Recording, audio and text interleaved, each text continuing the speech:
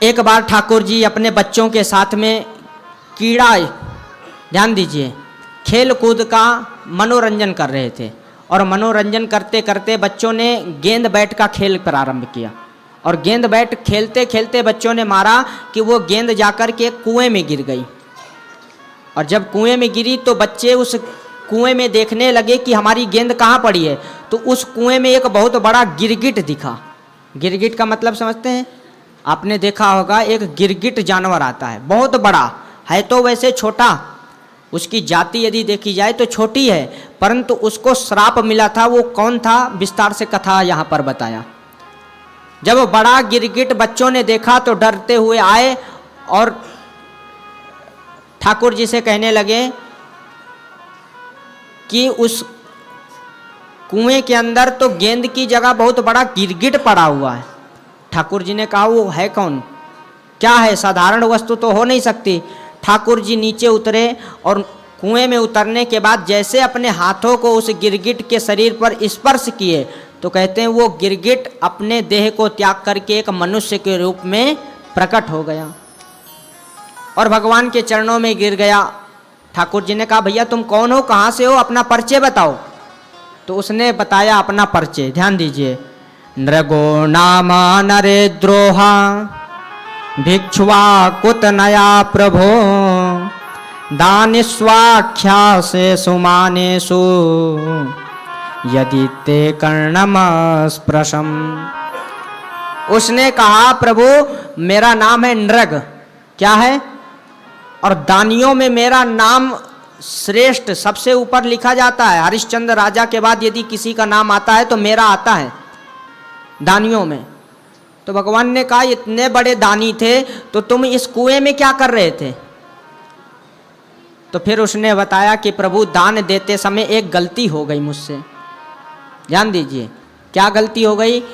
उसने बताया कि एक बार मैंने और ऐसा वैसा दान नहीं किया, मैंने गौ दान किए हैं। कितने, संख्या यहाँ पर सुखदेव महाप्रभु ने दिया ही नहीं, अनेक गौ दान किए।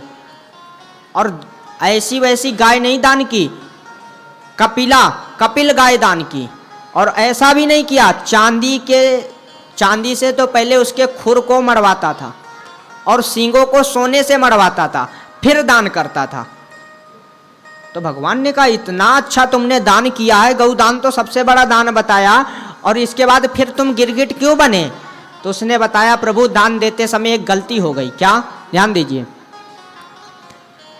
मेरे गौशाला में अचानक किसी एक ब्राह्मण की गाय छूट करके हमारे गायों में सम्मिलित हो गई, मिल गई।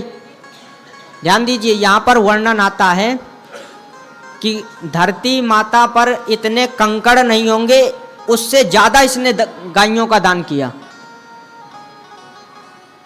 तो इतनी गौशाला में गाय थी कि इसने पहचान नहीं पाए कि ये किसी ब्राह्मण की गाय छूट करके हमारे गौशाला में मिल गई है। और राजा ने उसी गाय को लेकर के एक ब्राह्मण को पूंछ पकड़ के संकल्प बोल के दान में दे दी। अब कहते हैं जिस ब्राह्मण की गाय छूट कर आई थी वो ब्राह्मण बेचारा ढूंढ रहा था कि मेरी गाय कहाँ, मेरी गाय कहाँ है। ध्यान दीजिएगा। और जिस ब्राह्मण को राजा ने गाय को दान में दिया था वो ब्राह्मण बढ़िया गाय को लेकर के चला आ रहा था कि अब तो भैया बढ़िया दूध होगा, खाएंगे पिएंगे, गौ सेवा करेंगे, अपना पांडित्य कर्म करेंगे।